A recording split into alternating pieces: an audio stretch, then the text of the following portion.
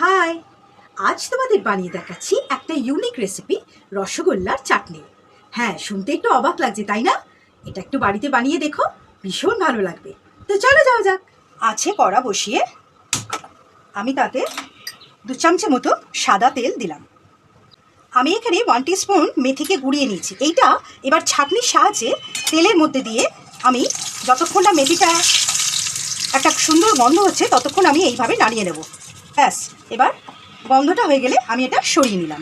এবার এতে শুকনো লঙ্কা ফোড়ন দিলাম। আমি এখানে তেঁতুলের কাঠ করে রেখেছি, ভালো করে ছেঁকে নিয়েছি। এই কাঠটাকে এর মধ্যে ঢেলে দেবো। তেঁতুলের কাঠটা একটু ফুটে গেলে আমি আঁচটা বন্ধ করে দেবো।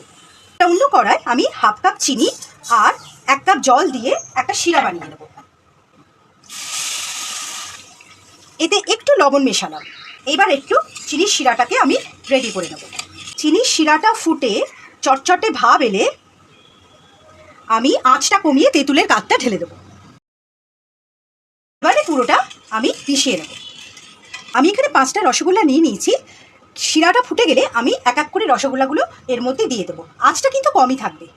অবস্থায় আমি মিনিট 2 হালকা আঁচে ফোটাবো। দেখো, ব্যাস বন্ধ করে এবার আমি এটা ঠান্ডা হতে দেবো। শুকনো খোলায় আমি 5 ফোড়ন ভেজে গুঁড়িয়ে নিয়েছি। ঠান্ডা হয়ে গেলে সেটা 1 টিস্পুন ছড়িয়ে দেবো।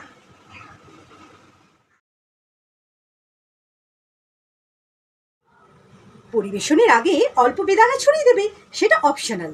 ব্যাস, চটজলদি একটা ইউনিক রেসিপি শিখে গেলে, যেটা খেলে বা খাওয়ালে বলতেই হবে জাস্ট অসম।